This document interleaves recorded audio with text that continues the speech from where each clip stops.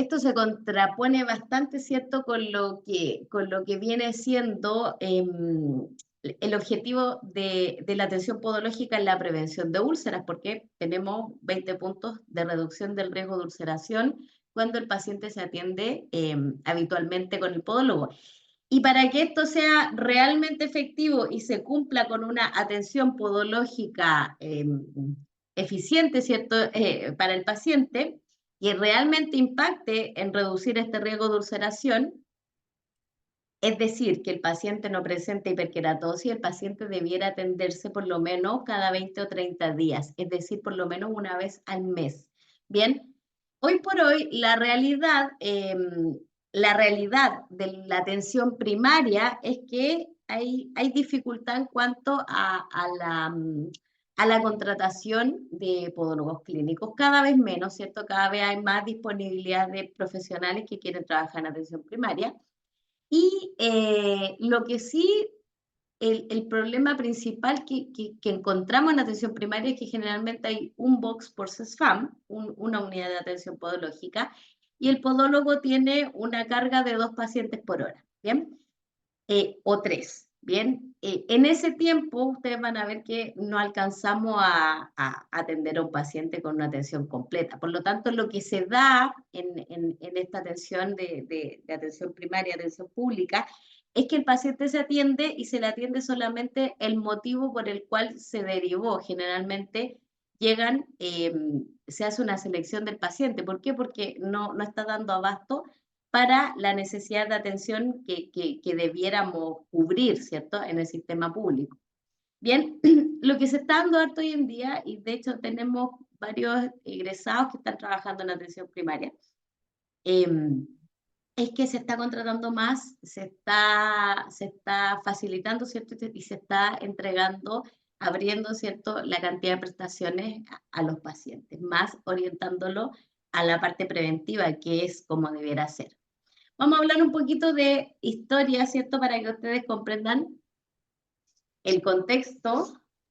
Déjenme poner acá el puntero, para que ustedes vayan conociendo un poquito el contexto de su nueva proyección, ¿cierto?, de profesión.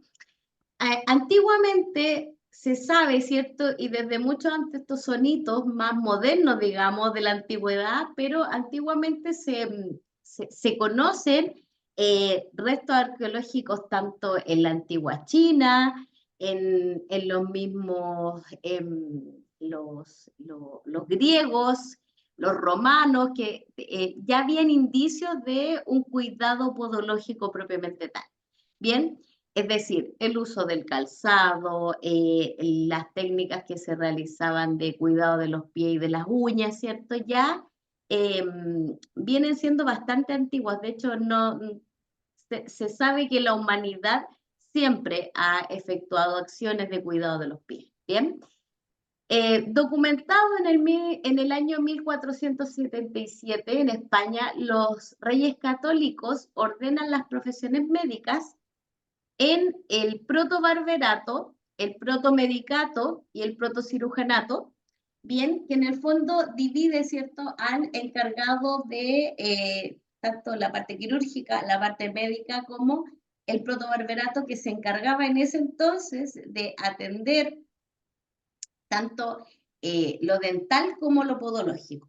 Bien, luego en el año 1600 a 1700 en Inglaterra, el podólogo en esa época, la Inglaterra que sufrió cierta pobreza, el podólogo era un oficio ambulante en el cual se encargaba tanto de cuidar los pies como de hacer curaciones de pies en las personas a domicilio, ¿cierto? En condiciones higiénicas bastante dificultosas, ¿cierto?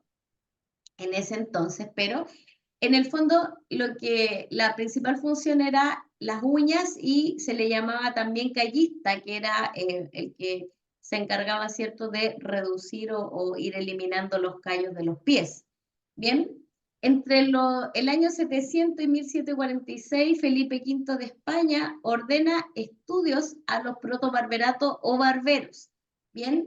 Y indica, ¿cierto?, que los estudios debían ser en medicina con un mínimo de 2 años, ¿bien? Y a mediados de 1857, en España, se promulga la ley de Moyano, donde se forma especializadamente la carrera de callista en 4 semestres ya a nivel universitario. Bien, es un poquito de historia en cuanto al ejercicio y la formación. Bien, hito mundial importante entre el siglo XIX y el siglo XX, el podólogo deja de ser un trabajador ambulante y se empieza a implementar, ¿cierto?, el box propiamente tal podológico, los primeros box podológicos donde ya se manejaba de manera más clínica. Obviamente para ese entonces, ¿cierto?, con todas las diferencias que habían en cuanto al manejo que hoy tenemos en la salud, ¿bien? En la prevención de infecciones, no se manejaba como se maneja hoy día, pero ya el podólogo, a mediados del siglo XIX y pasando al siglo XX, ¿cierto?, ya empieza a trabajar en un box propiamente tal.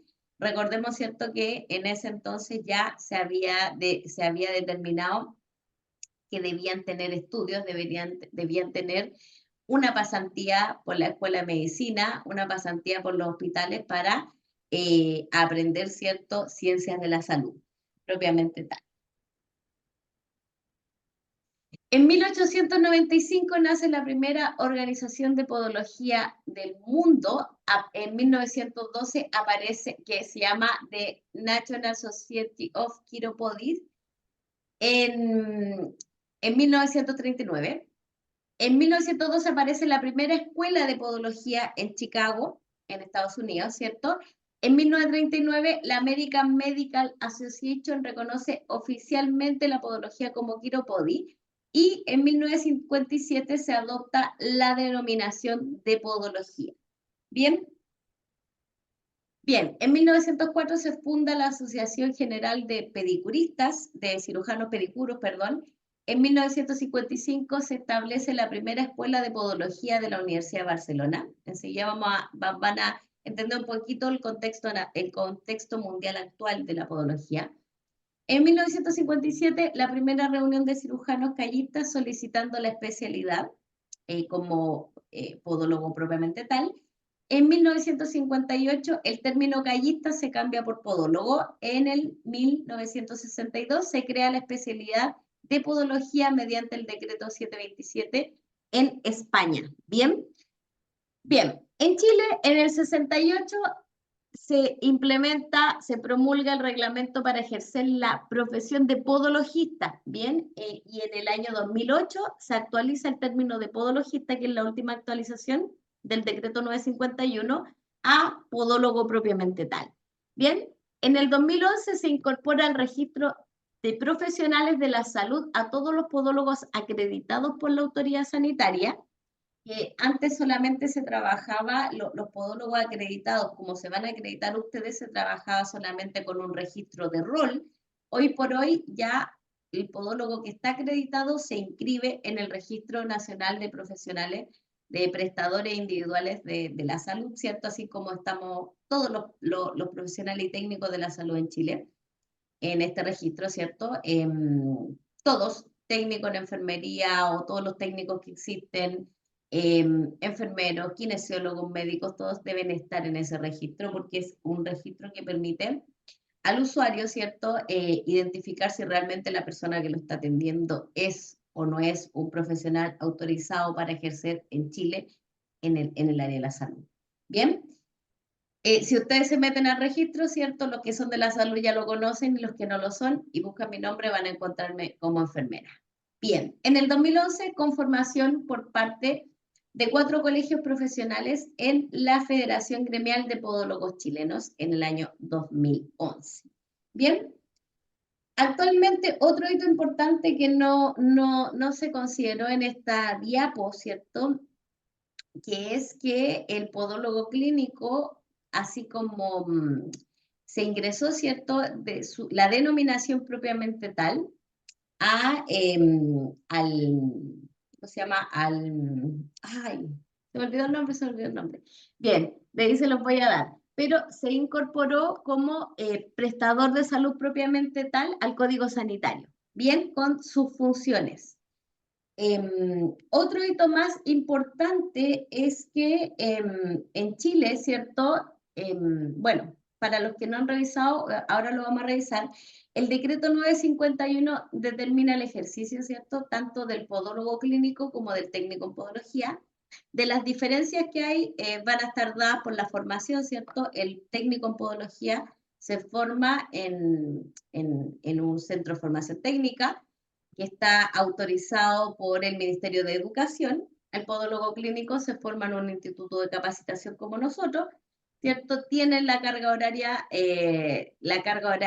determinada, ¿cierto? Por el mismo decreto 951, y la diferencia es que si ustedes se forman en un curso como este, tienen que rendir un examen para que la autoridad sanitaria determine si ustedes están preparados o no están preparados para poder ejercer la podología en Chile. A diferencia de un CFT, que ellos por sus propias certificaciones, ¿cierto?, no necesitan que sus estudiantes den un examen, por lo tanto, se salen inmediatamente y el mismo CFT los ingresa, ¿cierto?, al registro de prestadores una vez titulados. Bien, esa es una de las diferencias. Bien, revisando un poquito nuestro decreto en Chile.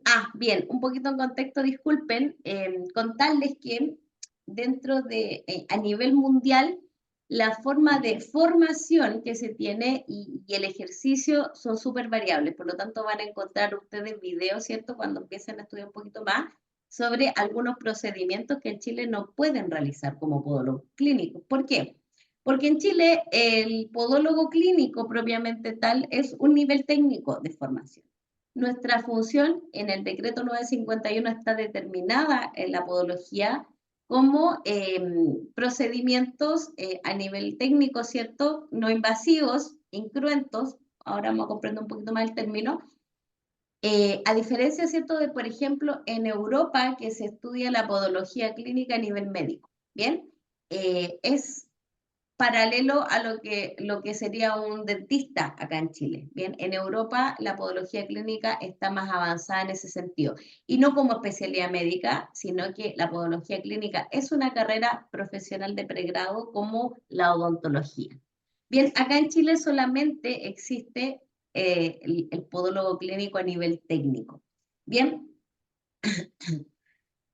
en Chile, cuando se requiere una atención podológica médica más avanzada, lo que se hace es trabajar con el médico o directamente el médico propiamente tal en procedimientos más complejos de aparato unguial, como es una matricectomía o una onicectomía, que es la extracción completa de la uña, que requiere anestesia, y la anestesia es un procedimiento médico propiamente tal. Bien, no es un procedimiento que podamos hacer ni la enfermera, ni el kinesiólogo, ni un técnico en podología, ni un podólogo, ni un técnico en enfermería. Bien, es un procedimiento médico, así como es también un procedimiento médico la indicación de medicamentos. Bien, por eso que nos vamos a enfocar siempre en la parte preventiva y ahora vamos a comprender el cómo. Bien, en el decreto 951, en el artículo 1, da la denominación de podólogo y determina que se denominará podólogo para los fines de este reglamento a la persona que haya sido capacitada en cursos impartidos por entidades que otorguen esta enseñanza y que esté en posesión de la autorización otorgada por la Secretaría Regional Ministerial. Es decir, la persona que se haya capacitado, según indica este mismo decreto, con las reglas que indica el decreto, y que posea la autorización otorgada por la Seremi. Bien, es decir, después de la capacitación, cuenten con la autorización de la Seremi de Salud.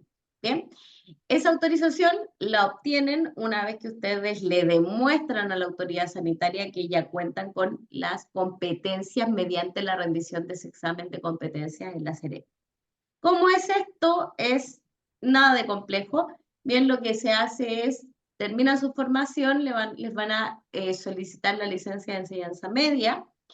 el título que nosotros le damos, tanto del teórico como el práctico, y con eso ustedes lo suben a la plataforma de su Ceremi regional, ¿cierto? Y les van a citar para una fecha. Por ejemplo, no sé, dentro de un mes tiene que ir la señorita Andrea el 5 de abril a presentarse, se presenta, le van a otorgar un computador en el cual usted va a responder el examen de competencias. Y con eso inmediatamente le dan el resultado y le asignan inmediatamente el rol. Luego ya se hace el trámite posterior del registro de prestadores en la Superintendencia de Salud. ¿Bien? Bien. No requerirán autorización sanitaria, es decir, el examen y la autorización posterior, los que hayan estudiado el técnico en un establecimiento reconocido por la Ley Orgánica Institucional de Educación. Bien, que es diferente tipo de reglamento con las OTEC. Bien, las OTEC somos, digamos, reglamentadas por el Ministerio del Trabajo, no de Educación. Bien. Bien. Se denominará podólogo a la persona que esté capacitada, en este caso 950 horas mínimo, y autorizada por la Ceremi para el ejercicio de la podología clínica en Chile. Bien, esa es la denominación de podólogo que da el decreto 951. En el artículo 2 determina las funciones. Son funciones atender a la higiene y confort de los pies, pudiendo corregir alteraciones de la piel y unguiales del aparato unguial, tales como tratamiento conservador de la uña encarnada, así está descrito en la norma. Bien, conservador significa que no requiere de ningún procedimiento cruento, es decir, que yo no abro la piel, que no genero ningún tipo de tratamiento quirúrgico, por lo tanto no necesito un pabellón para trabajar como podólogo. Bien, tratamiento de la hiperkeratosis simple, que es el exceso de capa córnea o el engrosamiento de la capa superficial de la piel, ¿sí? ¿Consulta? Pueden preguntar cuando quieran, me levantan la manito nomás. ¿Alguna consulta? ¿No? Bien.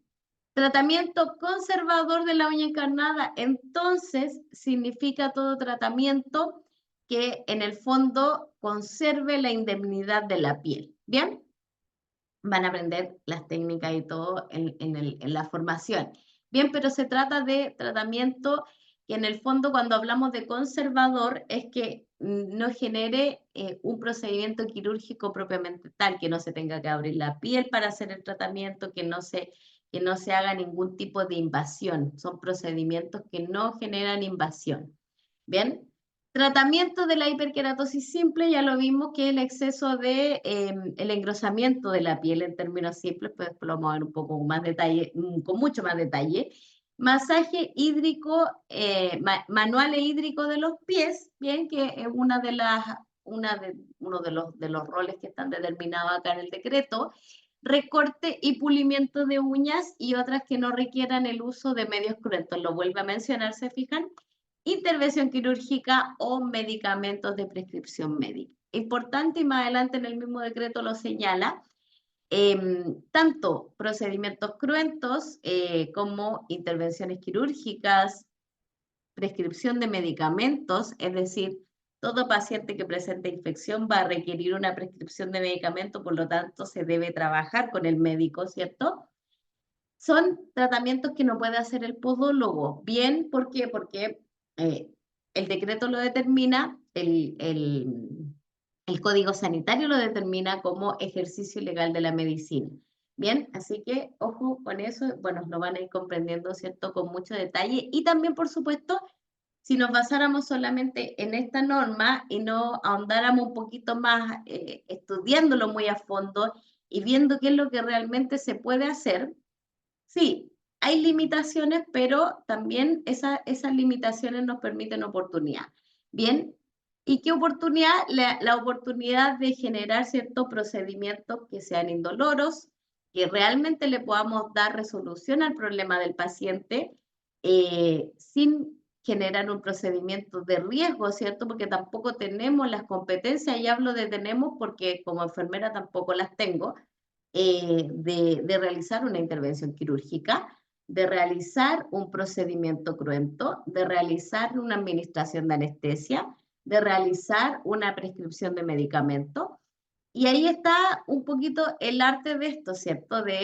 Así como se trabaja mucho en lo que es salud, ¿cierto? Uno aplica un poquito de arte, creación, y va trabajando los procedimientos de manera de conservar la integridad de la piel, de manera de no generarle tanto dolor al paciente, con el conocimiento y fundamento necesario para saber cuándo nuestro paciente va a requerir de un tratamiento médico en paralelo, ¿cierto? Para poder iniciar o realizar nuestro tratamiento podológico propiamente tal. ¿Bien? Bien, entonces en el artículo 2 el decreto determina el alcance de la podología y nos dice que el podólogo va a atender la higiene y confort de los pies. No significa, cuando hablamos de higiene y confort, que se trate de limpiar, ¿bien? Se trata de mantener, ¿cierto?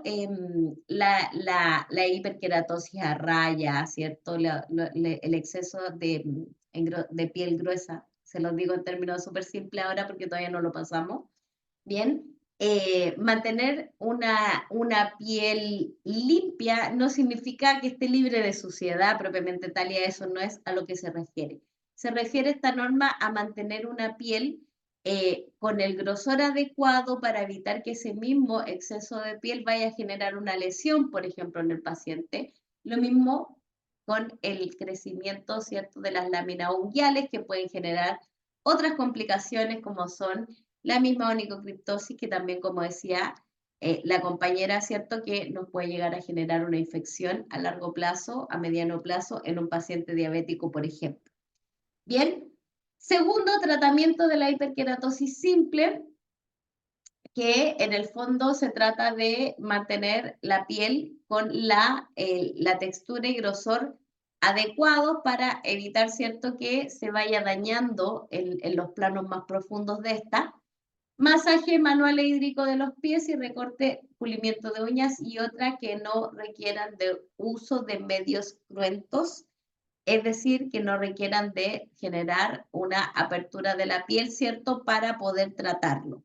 Bien, intervenciones quirúrgicas o algún medicamento de prescripción. Cuando necesitamos esto, el paciente por su diagnóstico necesita ciertos medicamentos, lo que hacemos es un trabajo interdisciplinario. Bien, trabajamos con los médicos en constante, ¿cierto?, evaluación y en constante comunicación, ya sea en el sistema público o privado que trabajemos, ¿cierto?, para tratar al paciente, cubrirlo desde la parte médica, ya sea que necesite antibióticos, o desde la parte quirúrgica, ya sea que necesite un procedimiento quirúrgico bajo anestesia, ¿cierto?, que se realiza en un pabellón ambulatorio y no en un box podológico. Y nosotros aportar, ¿cierto?, desde la podología en la rehabilitación o desde la prevención. ¿Bien? ¿Tienen dudas? Me van diciendo. Bien, en el artículo 2 también dice que en el ejercicio de la podología podrá atender a los clientes directamente por indicación médica. Bien, esto es importante. Si se fijan, en los establecimientos asistenciales deberá cumplir sus funciones bajo la supervisión de un profesional médico enfermero. Cuando van a ejercer, como decía Andrea, en la atención primaria, siempre van a tener supervisión del profesional médico y enfermera para la atención podológica, y es el jefe de la sala el que va a determinar las restricciones de acuerdo a la experiencia que vaya teniendo el podólogo. Se da mucho cuando van entrando a trabajar, ¿cierto?, que de a poquito les van dando más atribuciones, les van entregando más material o insumos. Por ejemplo, en un principio no los están dejando trabajar con bisturí, y posteriormente, ya cuando el podólogo va demostrando, o el técnico en podología va demostrando las competencias, ¿cierto?, y que ya sus conductas no son de riesgo y que se maneja con las técnicas, se les va entregando ese tipo de insumo y se van autorizando. Bien, hay una norma también que indica en el paciente diabético en especial cuáles son los niveles las atribuciones, ¿cierto?, que va a tener el podólogo y cómo es que se debe trabajar esto con la enfermera y el médico, bien en atención primaria. En el ejercicio podrá atender al paciente directamente o por indicación médica, es decir, ustedes pueden tener su box privado, ya sea en un centro médico, ya sea en un centro estético también, siempre y cuando cumpla con las condiciones que vamos a conocer, ¿cierto?, sobre los box, y puede atenderlo directamente sin una indicación médica.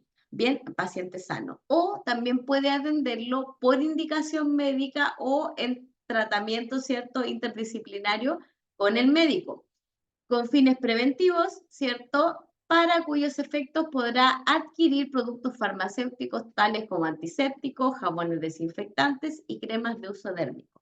Bien, para esto, esto está determinado acá, ¿por qué? Porque antiguamente cuando no teníamos, yo lo digo porque yo abrí mi consulta en 2014 de curaciones, sí, y me pasó que en ese tiempo la adquisición de suero fisiológico y algunos productos antisépticos por parte de los laboratorios era dificultosa, había que contar con una resolución sanitaria para poder comprarlo, incluso los sueros hoy por hoy es mucho más fácil adquirir.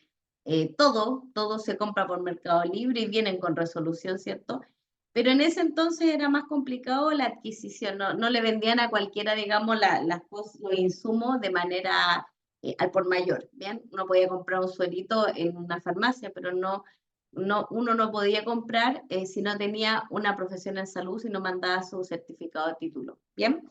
Así que por esa razón el decreto menciona también que se puede acceder, ¿cierto?, a este tipo de productos que se compran, ¿cierto?, para una atención de un box podológico. ¿Bien? Importante, siempre que su condición de venta registrada sea directa. ¿Bien? O sea, que el producto no tenga una condición de venta por receta. Bien, pueden utilizarlos. Es decir, se descarta en el box cualquier tipo de antibiótico tópico, ¿cierto? Y no es necesario, después van a entender por qué, que se lo estén aplicando. Sí se pueden utilizar cremas de uso dérmico para la atención del paciente que tengan, ¿cierto?, envase en multidosis, siempre y cuando se maneje bien la técnica séptica. Y importante, que todo lo que ustedes utilicen, y esto anótenlo ya en su cuaderno, todo lo que se utilice en el box, ya sea una cremita que ustedes le apliquen al final al paciente, ya sea un producto antiséptico que le apliquen, ¿qué más? Y cualquier tipo de producto que ustedes también tengan para vender dentro de su box, que tenga resolución del ISP, bien que sea un producto que esté autorizado para la venta en Chile. Bien, ¿por qué? Porque se da mucho hoy por hoy que se venden productos por Marketplace o por Mercado Libre, ¿cierto? Y que de repente no se, estos productos ingresan o son formulados directamente, incluso por ustedes mismos, sin que tengan una autorización para la venta del Instituto de Salud Pública. Bien, ¿qué significa una autorización para la venta del Instituto de Salud Pública? El Instituto de Salud Pública es el ente rector que va a determinar cuáles son los productos que se pueden utilizar en lo humano, en el ejercicio de cualquier ámbito de la salud, ¿cierto? Acá en Chile. Incluso también los alimentos, regulan los alimentos y regulan los productos cosméticos. Bien. Importante porque el ISP evalúa, ¿cierto?, estos productos desde la parte química, para no irnos tan profundamente, y determina si el producto es seguro para el uso en humanos, en este caso. Bien, tanto sea a través de la piel o que sea un medicamento o que sea un alimento. Bien, si nosotros utilizamos un producto, por ejemplo, que venga importado, que sea de venta en ferias, voy a nombrar algo, uña de gato, ese tipo de cosas, ¿cierto? o estas pomadas cicatrizantes, por ejemplo, que venden en latitas, ¿cierto? No conocemos realmente si el compuesto de ese producto es seguro para nuestros pacientes. Puede que el producto sea espectacular al utilizarlo. Por ejemplo, estas cremitas de zinc cicatrizantes, por ejemplo, que hay. Puede que sea muy bueno, pero el producto nada nos va a asegurar a nosotros que ese producto, y hablo también de antimicóticos y también de queratolíticos que venden por redes sociales, nada nos va a asegurar que el producto no sea dañino, cancerígeno, que contenga algún químico, ¿cierto? Que pueda llegar a irritar la piel del paciente. Por lo tanto, es súper importante eso, chicos, que cualquier producto que se utilice en su box podológico sean productos que sean para el uso autorizados por el Instituto de Salud Pública. Bien, va a marcar una gran diferencia también en que ustedes van a ser eh, profesionales autorizados de la salud. Bien, por lo tanto, tienen que conocer esta condición para el uso de cualquier producto dentro de su gabinete. Bien, esto es muy importante. Bien, en los establecimientos asistenciales deberá cumplir sus funciones bajo la supervisión de la enfermera o del médico que esté a cargo. Bien, y esa es ahí de manera local donde se va a determinar cuáles son los procedimientos que pueden o no pueden hacer. Es distinto y por favor, si trabajan en atención primaria, no me vayan a pelear con los jefes porque ellos son los que determinan las reglas y ellos son los que determinan si puedo utilizar o no puedo utilizar bisturí y de a poco van a ir evaluando cuáles son las capacidades y la habilidad y las competencias que va teniendo el podólogo y de acuerdo a eso va a ir aumentando la atribución. Bien, ¿por qué? Es súper simple, porque ese profesional médico o enfermera es el responsable de la sala. Entonces, cualquier cosa que pase va a ser responsabilidad de ese profesional médico o enfermera que está a cargo. Bien, simplemente por esa razón, y les doy este tip, ¿cierto? Para que ustedes comprendan el por qué, de repente cuando llegan a trabajar con toda la autonomía que ustedes ya vienen, ¿cierto? Que el podólogo tiene mucha autonomía, trabaja en su box privado, ¿cierto? Pero cuando entran a atención pública, la norma lo dice, ¿cierto? Que siempre van a estar bajo la supervisión de un profesional de la salud y por lo tanto, él es el que va a determinar lo que se puede y lo que no se puede hacer y lo que necesita verificar previo del paciente y cuáles son los pacientes que va a poder ver o no. Y todos los reglamentos van a ser determinados por el profesional a cargo en atención pública. En atención privada, eh, no tienen obligatoriedad de ejercer, ¿cierto?, bajo la supervisión ni de un médico ni de una enfermera. Es decir, para implementar su box no necesitan tener un director técnico que sea médico o enfermera. Suficiente con su certificación de podólogo para poder habilitar su box. Y lo que sí les van a pedir siempre, y lo vamos a ver en la clase de box, es que cuenten con la certificación, ¿cierto?, como operador de calderas y autoclaves, ¿bien? Y eso es un tema aparte que lo vamos a ver en la clase del gabinete. Bien, en este artículo determina la autonomía e interdisciplina. Si ustedes se fijan, permite atender pacientes directamente con fines preventivos, o sea, sin necesidad de que a ustedes les deriven un paciente. Permite atender pacientes en equipo con el médico y enfermera, derivar y recibir derivaciones, y autoriza para utilizar productos farmacéuticos de venta directa en farmacia. Establece la supervisión de un profesional de la salud en el sistema de salud. Bien, en el artículo 3 determina que para obtener la autorización para ejercer como podólogo requerirá haber aprobado los estudios correspondientes al cuarto medio o su equivalente y que esté acreditado o avisado por el Ministerio de Educación. Es decir, para rendir el mismo examen les van a pedir que ustedes tengan el cuarto medio rendido y que cuenten con el certificado de estudios de podólogo otorgado por la entidad que corresponda al aprobar un programa de estudios con un mínimo de 950 horas, de las cuales 40% deben ser teóricas, 60 práctico, en establecimiento asistencial o gabinete sujeto a vigilancia de la autoridad sanitaria para este fin, realizado bajo la supervisión de un podólogo u otro profesional médico o enfermera. Bien, por ejemplo, en la quinta región tenemos a una enfermera de supervisora. Bien. Bien, en el artículo 3 entonces determina las condiciones que debe cumplir para ser autorizado por la autoridad sanitaria para el ejercicio, que son la licencia de enseñanza media, la certificación de estudios y aprobar el examen de competencia. Bien, con eso ustedes recién pueden ejercer la podología clínica en Chile. Las personas que no tienen formación previa en salud. Bien, diferente es para, por ejemplo, una enfermera que empieza su práctica o un técnico en enfermería que empieza su práctica. Bien, es diferente en cuanto al ejercicio. De hecho, pueden empezar a ejercer, pero yo siempre les recomiendo que, además de los estudios, den el examen de competencia ante la autoridad sanitaria para que estén registrados y nadie les vaya a objetar, ¿cierto?, su certificación. ¿Bien? Bien.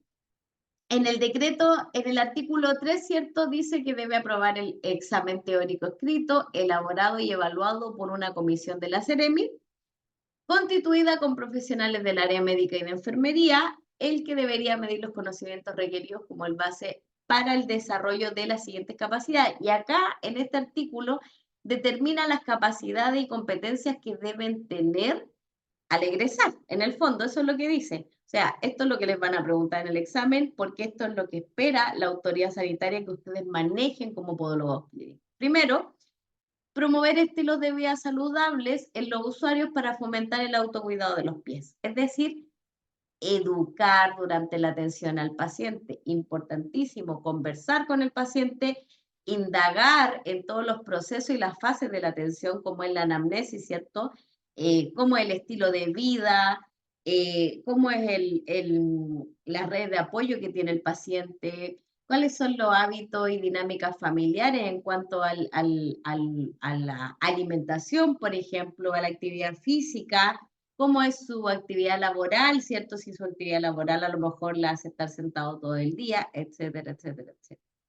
En el fondo se trata de indagar, conocer al paciente y en él ir promoviendo que tome actividades para fomentar su autocuidado, ¿bien? Eso es lo que hace cualquier profesional de la salud en el fondo, ¿bien? Para poder promover esto es importante que nosotros no le hablemos cualquier cosa que a nosotros se nos ocurra al paciente, ¿bien? ¿Y a qué me refiero con esto? Que de repente uno tiene creencias o ideas, ¿cierto?, que pueden venir de Instagram, que pueden venir de TikTok, que pueden venir de un libro, que pueden venir de diferentes lugares. Y no digo que uno sea ignorante, puede que a uno le haya resultado, por ejemplo, no sé, hacer una dieta cetogénica. Voy a decir un ejemplo, una dieta keto. Pero en el fondo, ¿a qué voy con esto? Es importante que en esta promoción de la salud, que nosotros le demos al paciente, sea desde una mirada profesional. Es decir, que nosotros nos basemos en los lineamientos que impone la autoridad sanitaria para educar a nuestros pacientes. Y para eso están los manuales, que los vamos a ir viendo y yo se los voy a ir subiendo en la misma plataforma. Bien, que dan las indicaciones por cada caso. Por ejemplo, el paciente diabético se le debe educar en esto. Estas son las indicaciones que le tenemos que dar. ¿Por qué es importante esto? Y siempre lo menciono desde el principio y se los voy internalizando. Porque el lineamiento y la dirección de la educación que le damos a los pacientes tiene que estar estandarizada para todos los profesionales de la salud. Tenemos que considerar que nuestro paciente que se atiende en nuestro gabinete privado o en el box de podología del CESFAM es el mismo paciente que también va a control con el médico, va a control con la enfermera, va a control con el nutricionista, ¿cierto? Por lo tanto, este paciente necesita no tener confusiones en el mensaje que le estamos dando. Si yo como podóloga le doy una indicación y después la enfermera le da una indicación totalmente distinta, nuestro paciente se va a confundir. Para eso están estos lineamientos estandarizados que impone, ¿cierto?, la misma autoridad sanitaria en sus normas técnicas. Y nos ayudan, ¿cierto?, a orientar la educación que tenemos que darle a nuestros pacientes. Es decir, estar todos alineados para que nuestro paciente vaya recibiendo siempre el mismo mensaje. Ese mismo mensaje no va a ser el mismo para todos los pacientes, va a depender de la condición propia de cada paciente. Por eso es importante que nosotros conozcamos a nuestro paciente a través de una buena anamnesis, una buena valoración, ¿cierto?, de todos los ámbitos de la vida, del estilo de vida de nuestro paciente. ¿Bien? Y obviamente las condiciones de salud que el paciente presenta. Segundo, prevenir problemas de salud o alteraciones básicas en la estructura y funcionamiento de los pies. Bien, que en el fondo va a lo preventivo. Bien, alteraciones básicas en la estructura y funcionamiento. Esto abarca un montón de cosas. Bien, por ejemplo, el tipo de calzado que utiliza el paciente. Bien, si el paciente está presentando malformaciones secundarias a una patología como la diabetes, por ejemplo. Si el paciente está presentando malformaciones o está presentando dolor articular, ¿cierto? En otros planos corporales, por ejemplo, en la cadera, la columna, que puedan tener origen en una lesión a nivel del pie.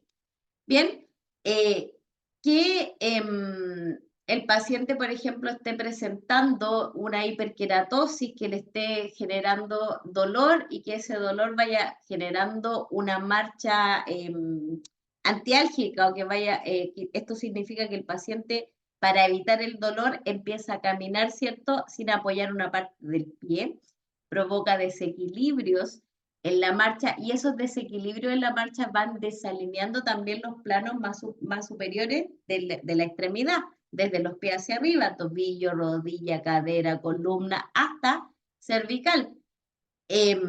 Pesquisar, tercero, y derivar oportunamente al profesional que corresponda, personas con problemas de estructura, funcionamiento de los pies y aquellas portadoras de patologías tales como enfermedad vascular periférica, diabetes, hipertensión y obesidad, entre otras que se reflejen en el estado de salud de los pies. Es decir, tenemos la oportunidad, especialmente con los pacientes que no están todavía pesquisados por el sistema de salud, de reconocer en pacientes que aparentemente están sanos complicaciones que se ven en pacientes enfermos que nosotros vamos a observar en los pies del paciente. Por ejemplo, a través de un examen físico de un paciente podríamos determinar que este paciente tiene todo el aspecto, ¿cierto?, de un paciente con complicaciones de la diabetes en los pies. Y yo le voy a preguntar al paciente, ¿usted tiene alguna enfermedad crónica, mórbida? No, me va a decir. ¿Seguro? No. ¿Toma algún medicamento? No, no tomo ningún medicamento. ¿Ha ido a hacerse un EMPA, un examen de medicina preventiva del adulto? No, no me he ido a hacer un EMPA. Tengo 30 años, digamos. Bien, pero observamos que a lo mejor tiene todo el aspecto de una neuropatía diabética en el pie. Pesquisamos esa probabilidad, derivamos al paciente de manera oportuna, es decir, antes de que presente mayores complicaciones. Lo mismo con otro tipo de complicaciones que podamos observar en pacientes que no están diagnosticados, que nosotros no vamos a diagnosticar porque los diagnósticos son médicos, pero sí le vamos a dar la oportunidad a ese paciente de que de manera temprana inicie, ¿cierto?, lo antes posible, lleguen a un diagnóstico e inicie un tratamiento. ¿Bien? Bien. Manejar técnicas podológicas y de masoterapia como parte de la atención integral del pie sano, realizar eso es procedimientos propiamente podológicos. Y quinto, realizar la administración y mantención sanitaria del gabinete podológico. Es decir, todo lo que es limpieza y desinfección del gabinete, todo lo que es asepsia y antisepsia, bioseguridad y esterilización, son competencias que debe manejar un podólogo clínico. Bien, que de hecho son evaluadas también en el examen del MINSA.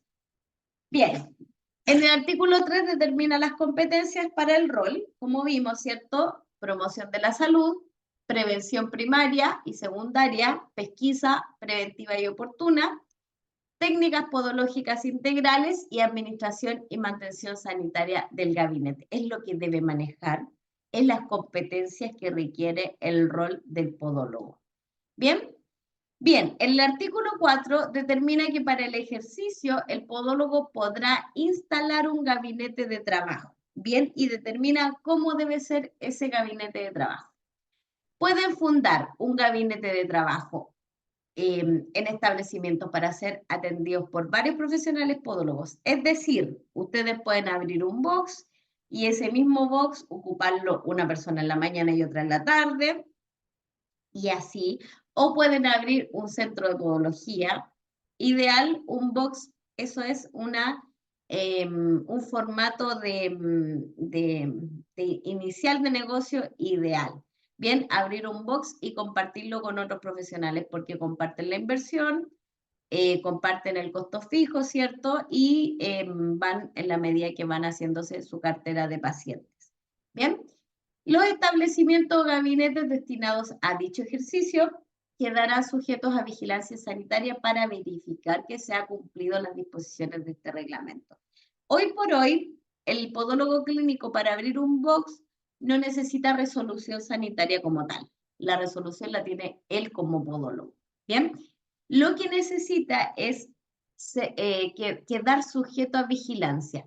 Es decir, yo doy aviso a la autoridad sanitaria, la Seremi, que voy a abrir un box de podología. La Seremi me va a solicitar igual 2 libros de actas, ¿cierto? Foliados, eso lo vamos a ver en la clase de box, donde ellos van a, entramos, ¿cierto?, al programa de vigilancia sanitaria y la Seremi nos va a hacer una visita de vigilancia para verificar que estamos cumpliendo con todo lo que corresponde.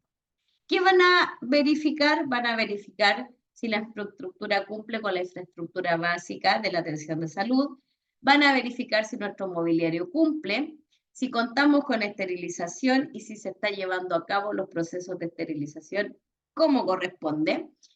Si dentro de nuestros instrumentos e insumos tenemos los insumos que corresponden para la atención podológica o se encuentran con insumos que son, por ejemplo, de tratamientos médicos. Por ejemplo, la Seremi va a ir, va a revisar las gavetas y si le encuentra jeringas que no corresponden a un procedimiento podológico, los va a cuestionar, ¿cierto? Porque dentro de la declaración de procedimientos podológicos no están las punciones. Es un ejemplo, ¿bien? ¿Por qué tiene la jeringa? Si la podología no debe hacer punciones. ¿Por qué tiene, por ejemplo, anestésicos si esto no es una sala de cirugía menor ambulatoria? Eso es un procedimiento médico. Bien, eso es el objetivo de esta vigilancia. Bien, supervisar que se esté ejerciendo como corresponde y legalmente la podología. Bien. Determina las formas de ejercicio y la vigilancia sanitaria. En un gabinete privado o centro médico spa, gabinete compartido clínica podológica y quedará bajo vigilancia de la autoridad sanitaria local. Bien, en los gabinetes individuales o colectivos, ya sea que nosotros tengamos un box personal en un centro médico o compartido, ¿cierto? Deberán mantenerse en lugar visible la resolución de autorización del ejercicio de la podología otorgado por la Secretaría Regional Ministerial o el título de técnico otorgado por los establecimientos reconocidos por el Estado. Bien, esto es importante. En su box ustedes deben contar, ¿cierto?, con su título o la resolución de la Seremi, o ambos, ¿cierto?,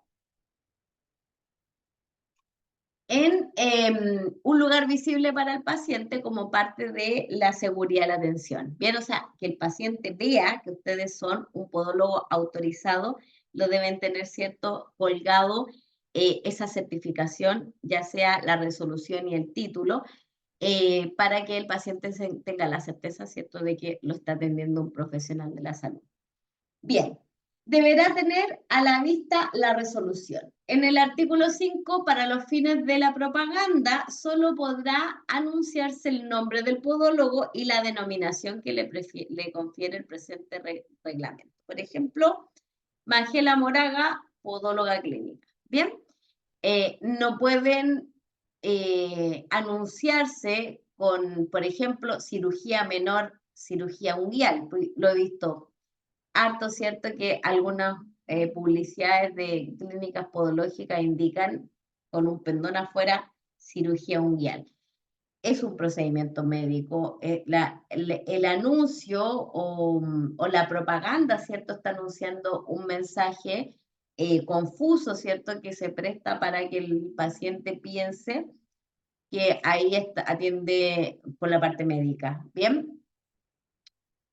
Bien, si tienen dudas me van preguntando.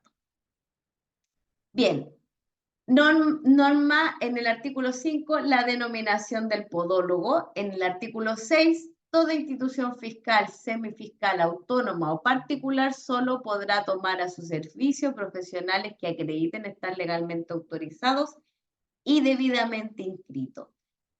Y si ustedes se fijan en esta norma, determina, ¿cierto?, que deben estar inscritos simplemente para poder ejercer, ya sea emplearse, ¿cierto?, en instituciones fiscales o semifiscales, como por ejemplo un CESFAM, un centro clínico militar de carabineros o lo que sea, ¿cierto?, que quieran, que estén requiriendo del servicio. ¿Bien? No necesitan tener un título de técnico ni tampoco ser otro profesional. Hay otra norma que indica, ¿cierto?, que es la norma de diabetes, que indica que pone ciertas restricciones al ejercicio y al título, pero se contrarresta con el decreto 951 que indica esto. Por lo tanto, sí se están contratando podólogos clínicos bajo supervisión profesional de la salud en atención primaria. Y yo personalmente lo sé porque tenemos de nuestros titulados en este momento aproximadamente 5 personas que están trabajando en atención primaria. Algunos no encajan muy bien, otros encajan de manera espectacular. Eso depende de la persona y de cuántos se hayan preocupado ustedes de estudiar, formarse y ser buenos en lo que hacen en el fondo y mantener buenas relaciones interpersonales con el equipo. Bien, y obviamente mantengan su ego, ¿cierto?, profesional a raya y sepan en qué momento es necesario que al paciente lo atienda otro profesional, médico o enfermera, ¿cierto? Y tener la capacidad, ¿cierto?, de estar bajo la supervisión de ellos. ¿Es difícil en la podología? Sí. ¿Por qué? Porque en el fondo se forman para la independencia. Bien, y he tenido alumnas que son muy buenas como podólogas, pero cuando le ha tocado trabajar en atención primaria, se llevan mal con la gente, no toleran la supervisión, ¿cierto? Y me preguntan, y yo les indico, sí, tiene que ser así, por esto otro. Pero en el fondo de eso se trata, ¿bien? Bien. En el artículo 6, entonces, autoriza al podólogo acreditado a ejercer en instituciones públicas y privadas, bien, siempre y cuando esté acreditado, como ya sea mediante examen de competencia, ¿cierto? Como en el caso de lo que van a dar ustedes, o estudiando el técnico en podología clínica. En el artículo 7, toda contraversión al presente reglamento será sancionado de acuerdo con lo dispuesto en el artículo 165 y siguientes del título 3 del libro 4 del Código Sanitario. Si es que no han podido acceder a la plataforma algunos, pero algunos sí, ahí se les linkea estos artículos del Código Sanitario para que le echen un vistazo. El secretario regional ministerial de salud podrá cancelar temporal o definitivamente la autorización del podólogo que infrinja los artículos 112 o 120 del Código Sanitario y lo dispuesto en este reglamento en el decreto 951. ¿Qué dicen principalmente? El artículo 112 y el artículo 120 del Código Sanitario hablan de los procedimientos médicos y del ejercicio ilegal de la medicina y de la indicación de fármacos y el uso de fármacos. Bien, son motivos para la cancelación de la autorización que ustedes hagan ejercicio ilegal de la medicina. Les pueden quitar, ¿cierto? Definitivamente cancelar su certificación, su autorización sanitaria, la Seremi de Salud. Bien, con el simple hecho de determinarlo directamente el secretario regional ministerial. Es decir, si un paciente, ustedes le ponen anestesia, le hacen un procedimiento médico, que es la administración de anestesia, indicación de medicamentos, cirugía menor ambulatoria, ¿cierto? Que en realidad es cualquier procedimiento cruento. La Seremi se toma al tanto de que ustedes están realizando procedimientos médicos, están infringiendo el Código Sanitario en el artículo 120, ¿cierto? Lo que va a hacer la Seremi es inmediatamente puede tomar la acción sin tener que hacer ningún tipo de demanda ni nada, porque el decreto lo indica, de cancelar definitivamente su autorización para ejercer la podología en Chile. ¿Bien? Importante. Bien. El Seremi podrá cancelar temporal o definitivamente la autorización del profesional que infrinja tanto el decreto como el Código Sanitario. ¿Bien? Establece entonces las sanciones, al incumplimiento de esta norma y del Código Sanitario. Bien, el día 26 de julio es Santa Ana. Santa Ana es considerada la patrona de la podología clínica. Ella fue canonizada, era una mujer religiosa, ¿cierto? Que cuidaba, curaba los pies de las personas de manera voluntaria, por lo tanto considerada la patrona de la podología clínica. Y el día 26 de julio es el Día del Podólogo Clínico a nivel mundial. Así que les queda poquito para celebrar su primer día del podólogo como estudiantes. Bien, ¿tienen alguna duda? Respecto al decreto 951, ¿lo habían revisado?